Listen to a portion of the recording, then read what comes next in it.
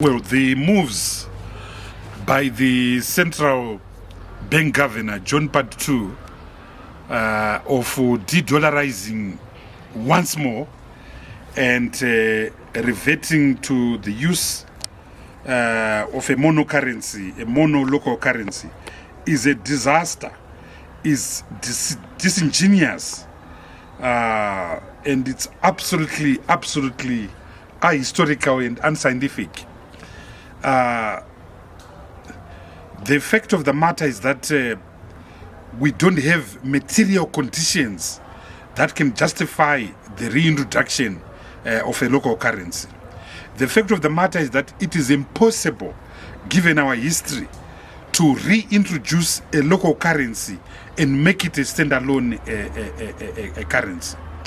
The people of Zimbabwe were vandalized and abused by their own currencies.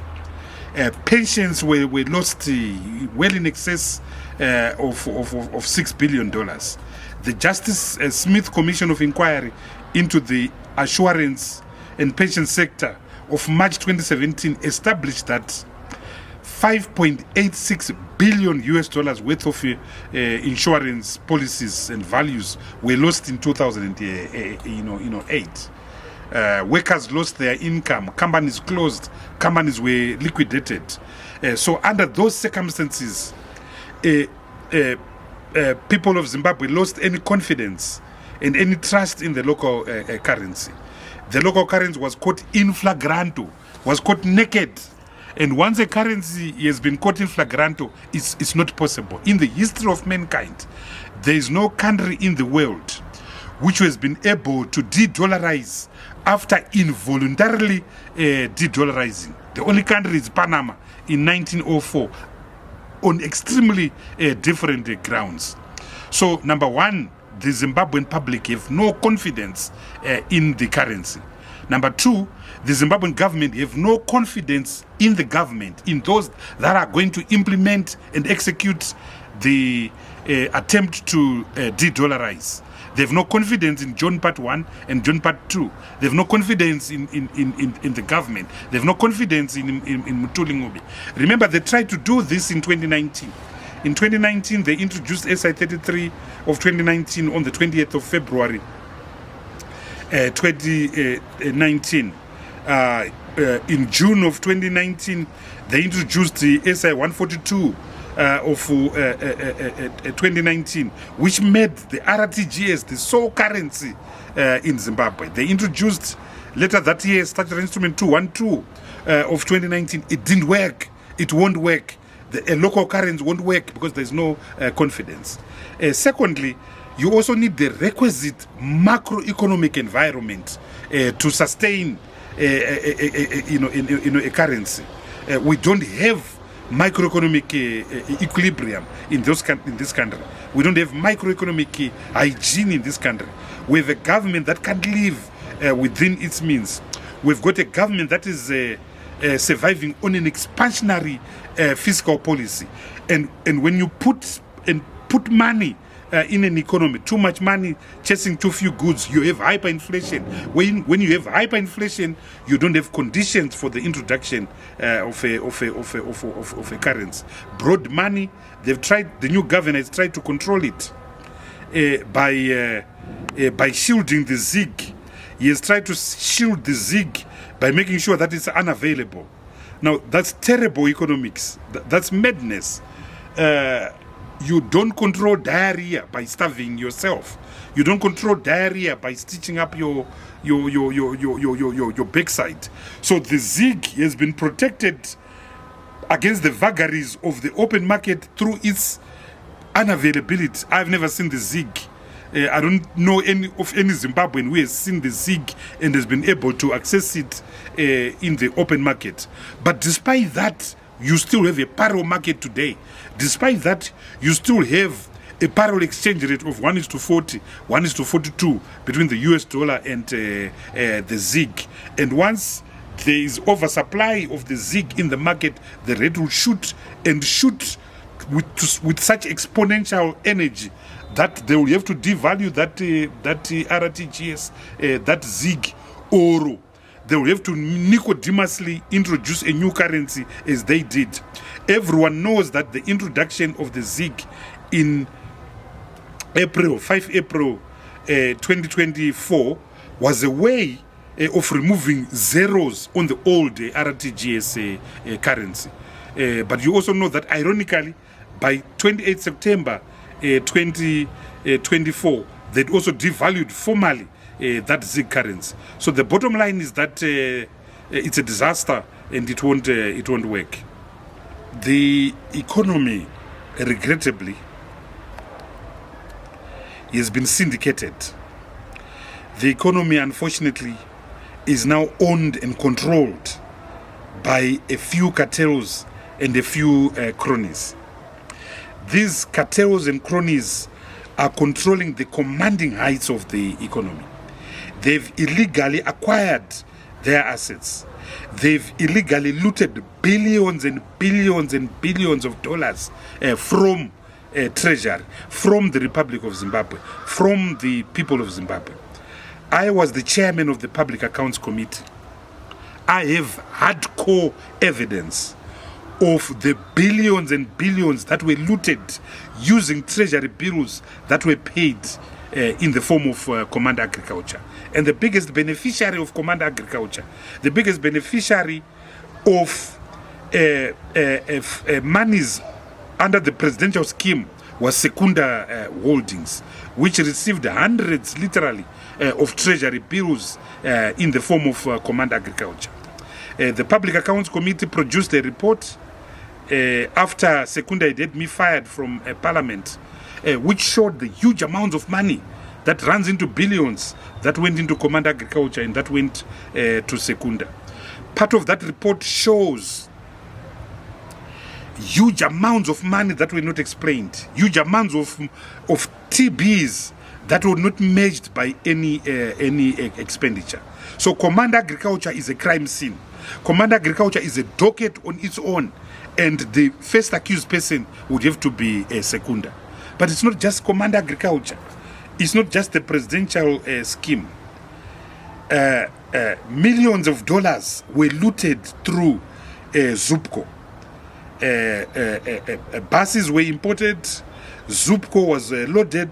The same characters were involved. The same characters looted. The same character sponsored a law that said, in the name of COVID, commuter omnibuses were no longer allowed, and Zupco was given the monopoly. Years later, they discovered that it was unsustainable. They've abandoned Zupco, and they've abandoned Zupco with millions and millions of debt. Assets in the mining sector have been acquired through companies associated with the same characters. There's a company called Landela Mining. There's a company called Sotic. These two companies have been used to make illegal acquisitions of important mining assets in Zimbabwe, including Bindura nickel mine, including Zim alloys, including Great Dyke and the platinum mine, Great Dyke GDI investments, including mines that were acquired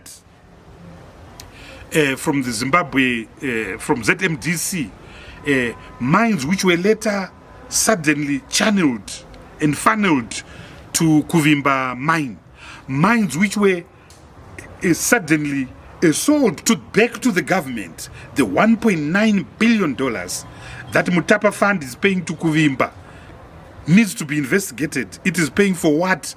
For what asset, acquired when, by who, and for what consideration. Then you've got these huge contracts, road traffic contracts. On average, it costs $1 million to construct 1 kilometer of a dual carriageway. 1 kilometer.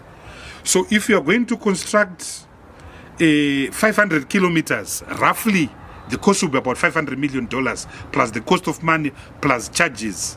It will come to about $700 million. And I'm talking here for, let's say, Harare to Beitbridge, 500 kilometers of road. So the true cost will be $500 million, representing 500 kilometers. In Zimbabwe, there are companies that are charging 3 million US dollars where it is supposed to cost 1 million US dollars. It is the same companies, the same cronies, the same tsotsis, the same Ziganandas. Trababala's interchange is a byproduct of this looting, of this massive extraction from the government of Zimbabwe. The Trababala's interchange should not have cost more than $40 million. Now, the Minister of Finance goes to Parliament and said it costs $114 million. A forensic audit must be carried out. A judicial commission of inquiry must be carried out. And 3 things need to be investigated. Number 1, where are the bills of quantities that will reflect the true cost of construction? So the true cost of construction need to be verified and established by an independent process that will produce separate and independent bills of quantities. Number 2, was the Public Procurement Act complied with? In other words, on what basis was the contract given to Fossil and the Tagwire consortium that was responsible for the construction? Number 3, what was the true expenditure that was actually incurred? What was the true expenditure that was actually incurred? So the forensic audit must look at the certificates of payment and see whether they match with the work done. Number 4, and most critically, what were the sources of funding? There is evidence, because we saw a government gazette that establishes that there was a loan provided by the contractor of around $80 million. But there's also an evidence that SDRs, special drawing rights, were also used by the government. There's also evidence that treasury resources and treasury TBs were also used to pay this. So there's a clear prima facie case of double or treble financing of the Trababala's interchange. So in order to put the issue to rest, there must be a forensic examination of these 4 issues that I've raised. The bills of quantities, what was the true cost? The tendering process, was the law complied with? The actual cost, what was the actual cost? You measure the work and the certificates paid. Lastly, the funding and the sources of funding and the legalities around funding. And by the way, this same process must also apply to the construction of the patches of the Harare Bulawayo Road, sorry, Harare Bait Bridge Road that they've done, and you'll be shocked by what you will find there. Speaking of treasury bills, you will recall that in January of 2019, around the 19th of January 2019, a treasury bill worth US $360 million was issued to Secunda Holdings, to Kudata Gwire. Up to now, no one knows why that treasury bill was given. That treasury bill should have been affected by SI 33 of 2019. A month later, on the 20th of February 2020, the government of Zimbabwe passed SI 33 of 2019 that said all forms of indebtedness, previous indebtedness, had now been converted to the local currency known as the RTGS dollars on a 1:1 basis.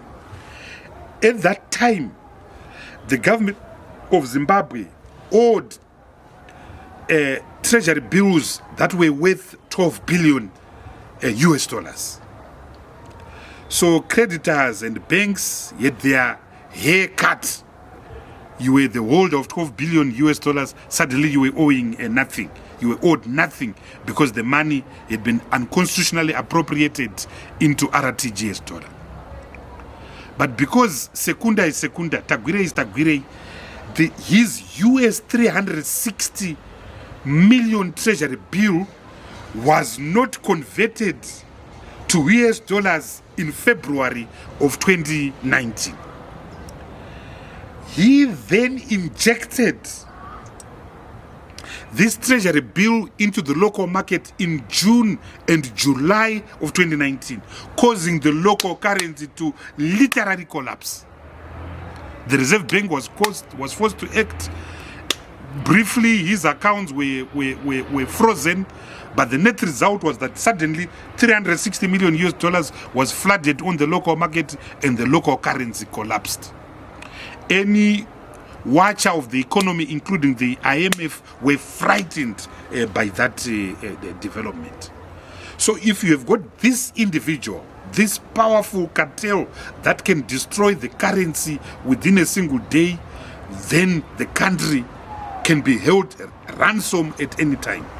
Which is why it is crazy to think that this criminal actually has ambitions to be the next president of the Republic of Zimbabwe. It can't happen, and shouldn't be allowed to happen. I feel pity for ZANU-PF. ZANU-PF is being reduced to a commodity that can be bought by a few trinkets, a few motor vehicles, a few GD6s. What kind of a country have we become? Herbert Wulshe Chitepo is standing in his grave. Joshua Nkabukonkomo is standing in his grave. Dumiso Dabengwa is standing in his grave. The thousands of liberators that died in Chimoyo, Nyadzonya are standing in their graves. For if they knew that the country and their political party was open to the highest bidder, they wouldn't have gone to war. They wouldn't have gone to war. So it's a shame.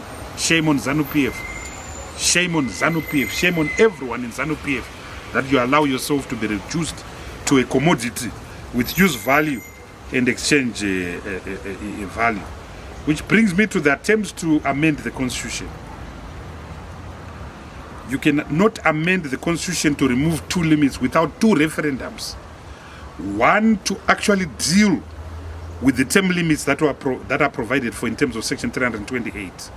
And the second referendum to make sure that when the amendments are made, they benefit you.